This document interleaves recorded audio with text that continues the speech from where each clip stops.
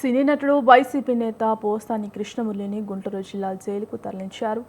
జిల్లా జైలు వద్ద మాజీ మంత్రి అంబటి రాంబాబు, వైసీపీ నేతలు పోసానిని కలిసే ప్రయత్నం చేశారు.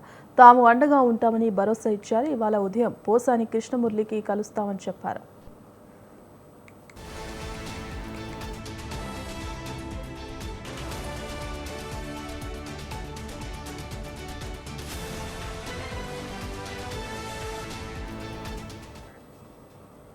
పల్నాడు జిల్లాలోని నర్సరావుపేట 13వ అదనపు జిల్లా కోర్టు పోసాని కృష్ణమురళిని మార్చి 13 వరకు 10 రోజుల జ్యుడిషియల్ రిమాండ్కు పంపింది.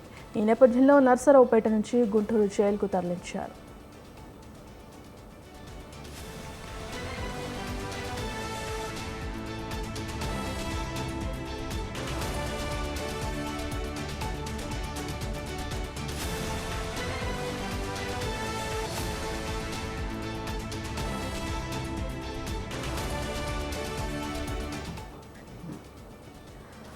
హైదరాబాద్లో ఇటీవల పోసానిని అదుపులోకి తీసుకున్న రాయచోటి పోలీసులు అతనికి ఏపీకి తరలించారు. ముఖ్యమంత్రి చంద్రబాబు నాయుడు, డిప్యూటీ సీఎం పవన్ కళ్యాణ్పై అనుచిత వ్యాఖ్యలు చేశారంటూ అందిన ఫిర్యాదుపై ఆయనను కేసు నమోదు చేసి నర్సరావుపేట పోలీసులు నిన్న పీటీఓఆర్పై పోసానిని అదుపులోకి తీసుకున్నారు. అనంతరం సాయంత్రం నర్సరావుపేట కోర్టులో హాజరుపరిచారు.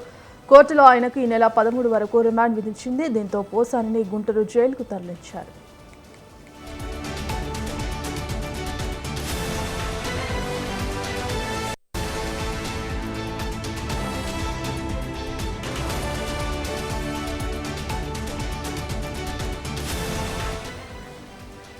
ఆంధ్రప్రదేశ్ వ్యాప్తంగా పోసానిపై 17 కేసులు నమోదయ్యాయి. ఓబులవారిపల్లిలో నమోదైన కేసులో రాజంపేట జైల్లో ఉన్న పోసానిపై ఉన్నతాధికారుల అనుమతులతో పల్నాడు జిల్లా నర్సరావుపేట 2 టౌన్ పోలీస్ స్టేషన్లో వివిధ సెక్షన్ల కింద కేసు నమోదు చేశారు. నర్సరావుపేట పోలీసులకు అప్పగించే ముందు పోసానికి వైద్య పరీక్షలు నిర్వహించారు.